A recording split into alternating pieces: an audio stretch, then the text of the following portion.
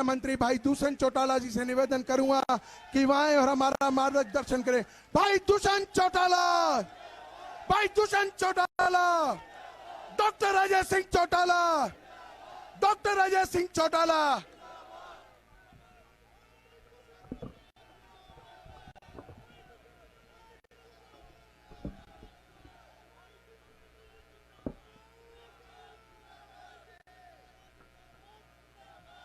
बहुत ही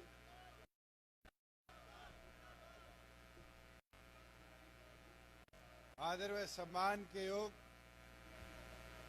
पोड़का गांव की इस पावन धरा पर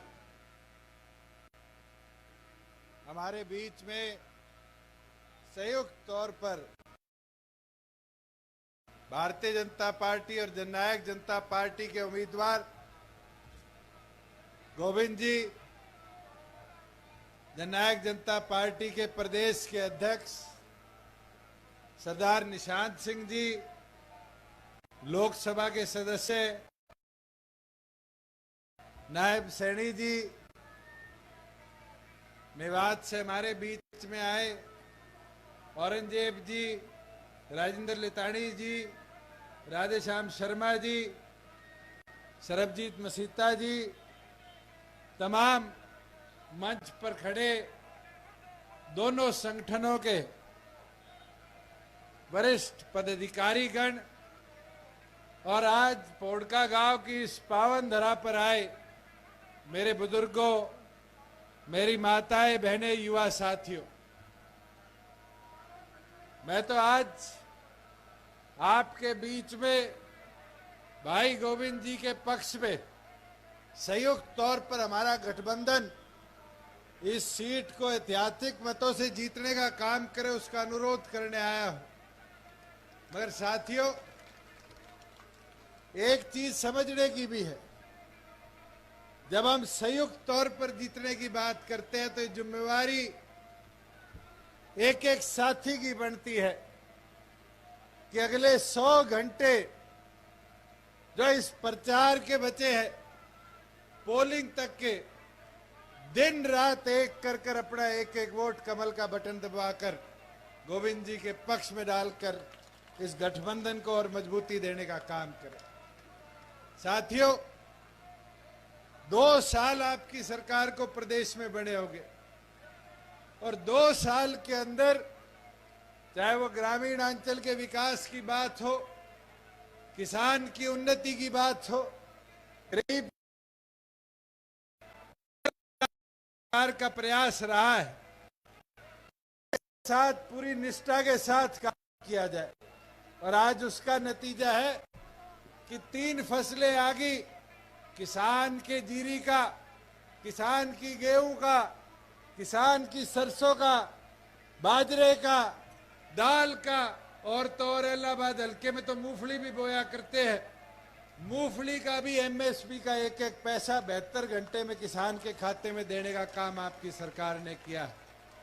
साथियों, मुझे वो दिन भी याद है जब किसान के खाते में पैसा देने की बात करी थी तो लोग विरोध किया करते थे, आड़ती विरोध किया करते थे, ये पैसा नहीं लौटाएगा।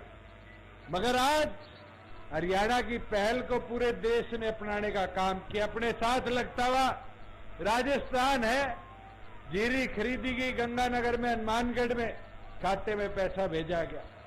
और तो और उसका नतीजा देखो कि आज आपकी सरकार ने बाजरे का 3.25 लाख किसानों के खाते में 600 रुपया डीबीटी कर उसकी फसल से पहले उसको उसका मूल देने का काम किया है।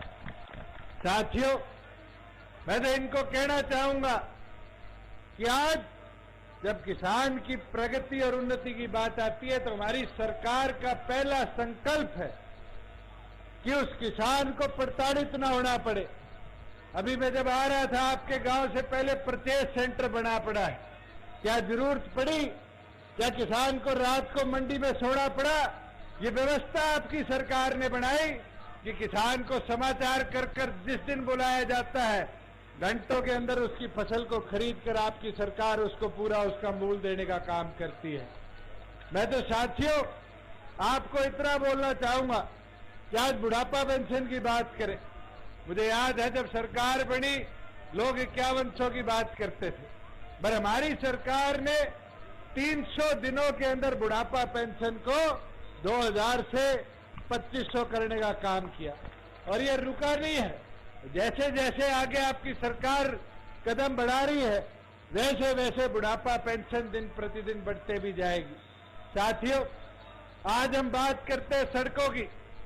अपने इस इलाके के अंदर पिछले वर्षों में जहां हमें सड़कों का विकास बड़ा लिमिटेड दिखा, आज पूरे हरियाणा प्रदेश के अंदर 2500 किलोमीटर सड़कें तो हमने प्रधानमंत्री ग्रामीण सड़क योजना के तहत बनाने का काम करी। साथियों, लगभग 7000 किलोमीटर जो हमारे गांव की सड़कें वो मार्केटिंग बोर्ड से रिपेयर करवाने का काम किया कि किसान को उसकी मंडी की आहाजात पूरी तरह सुनिश्चित करी जाए। और तो और बहुत से लोग ये प्रचार करते हैं कि इनने तो धोखा कर दिया, दगा कर दिया। मैं तो एक चीज पूछना चाहूंगा, इलाहाबाद की जनता ने 11,000 वोटों के साथ इंडियन नेशनल लोकदल का एक विधायक बनाकर भेजा था और उस उम्मीद के साथ बनाकर भेजा था कि भाई विधायक जाएगा, प्रचार करेगा, प्रचार कर कर हमारे विकास की बात करेगा। 2 साल तो मैं विधानसभा में रहा, 9 महीने पहले इस्तीफा दिया था। कोई पूछने वाला हो, जब 5 साल के लिए आपको चुनकर भेजा, 1.25 साल में एक बार इलाहाबाद की बात नहीं करी और इस्तीफा देने के बाद कह दिया जब तक कानून वापिस नहीं होंगे मैं विधानसभा में नहीं जाऊंगा। अब दूसरा रूप सामने आ रहा है और रूप क्या है कि मुझे विधानसभा में भेजो। आगे छोरे कहने लग गए विधानसभा में भेज दोगे, कानून वापिस नहीं है, फिर इस्तीफा दे देंगे। क्या विधानसभा के लिए इलाहाबाद की जनता इस्तीफा खेलना चाहती है? यह मौका आपके पास है, इस सरकार को मजबूत बनाओ, गोविंद जी को कमल का बटन दबाकर जिताने का काम करो। और यह विश्वास मैं दिलाता हूं, मेरी जिम्मेवारी है कि इलाहाबाद के विकास के लिए पूरी तौर पर मैं उतारे रहूंगा। मैं तो एक कहावत जरूर आपको बता सकता हूं। एक बार एक राजा ने प्रण लिया कि मैं सबसे मजबूत आदमी के अपनी छोरी ब्याहूंगा और फिर उसके बारे में पूरे देश भर में भ्रमण करना शुरू कर दिया। घुमा फिरा के एक राजा मिला और उस राजा के पास कहते थे 58 तोपें थी, 98 बंदूकें थी। राजा ने कहा ये तो तोप बंदूकों वाला आदमी है, छोरी दे दो। ब्याह करा दिया। राजा जंगल में शिकार करने चला गया। 1 महीने तक शिकार करता रहा। 1 महीने बाद वापिस आया, आकर देखा रियासत तो खंडर हो चुकी थी। तो वहां पर आके पूछा कि क्या बात हुई, राजकुमारी के साथ जिसकी शादी हुई उस सेनापति ने प्रजा को संभालने का काम क्यों नहीं किया? तो साथियों, आगे से वजीरों ने क्या बोला, कहता महाराज एक चीज तो समझ आ गई, ये किसी को कुछ मानता नहीं और यहाँ कोई इसको समझाने का काम करे इसको वो समझ आता नहीं। तो साथियों, आज के दिन इनेलो की हालत तो यही करी। चौटाला साहब तो जब 2013 में जेल में गए तो पूरा राजपाट सौंप कर गए और ये सोच कर गए कि हमारे पीछे से पार्टी संगठन का विस्तार होगा।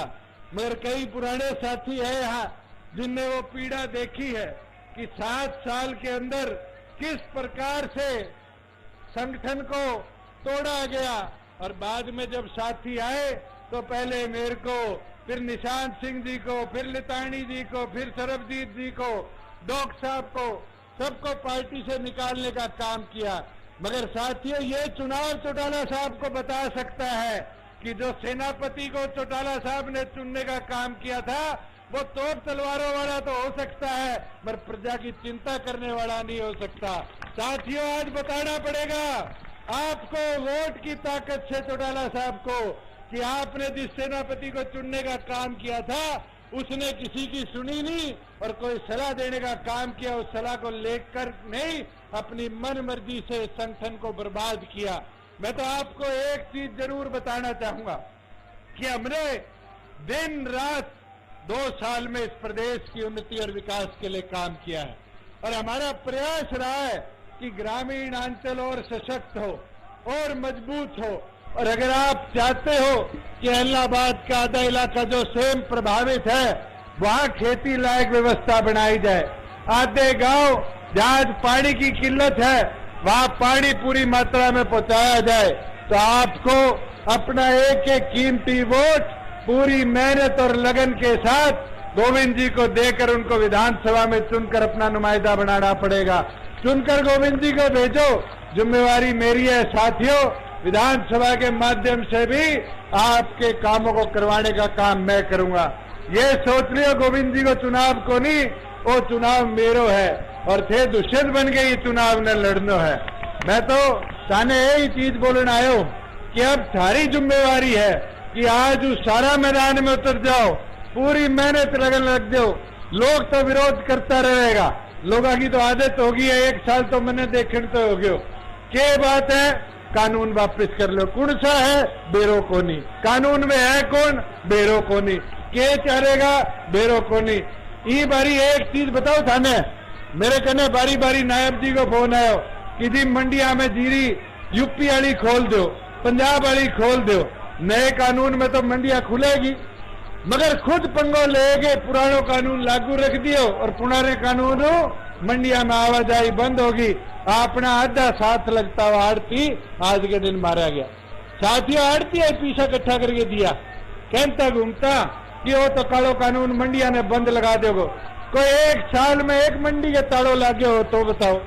आज तो धराटा चले मंडी को नहीं चले, पहले वो बेहतर चले और पहले वो अच्छी तरिया प्रोक्योरमेंट प्रदेश में हुआ है। मैं तो आज साहू एक ही रिक्वेस्ट करूं कि समझण की बात है, लोग कई अठे खराब माहौल करे मगर माहौल खराब थे को नहीं होने देना, मजबूती डट के थे लड़ाई लड़नी है। बूथ संभाल लो, अगर थे बूथ संभाल गया 30 तारीख ने तो 2 तारीख ने गोविंद जी ने मैं विधानसभा के अंदर सदस्य इलाहाबाद को देखा मैं। कर दोगा को नहीं करो, कर दोगा हाथ आगे विश्वास दिलाओ, कर दोगा नहीं। मैं तो दोबारा तारू आई अपील करने आयो और एक चीज दोबारा बोल के जाऊं, गोविंद जी को चुनाव को नहीं मेरो चुनाव है। साथियों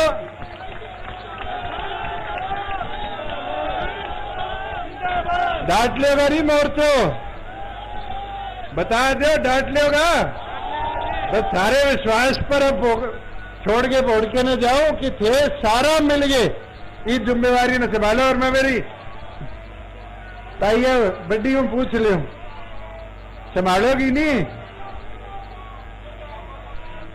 थे संभालोगी नहीं मोर्चो। देख लो गीत गाना शुरू कर दो गांव में जीत गा और बेरो चालना चाहिए इनेलो ने कांग्रेस ने कि अब सारी टीम पूरे जोर शोर मैदान में उतर गई है। मैं तो यही अपील करें थारे बीच आयो, सारा जहान पर जो मान सम्मान दियो, जो आशीर्वाद दियो भी खातर थारो सारों का आभार प्रकट करो। कृष्ण कंबोज जी, ओम प्रकाश जी, सारी टीम यहाँ है, मैं इनका भी आभार प्रकट करता हूँ कि इन्हें छोटे से नोटिस पर आप सबको इतनी भारी मात्रा में एकत्रित करने का काम किया। आप सबका बहुत बहुत धन्यवाद। भाई साहब एक बार इलाहाबाद हल्के से माला अर्पित की जाए सबको।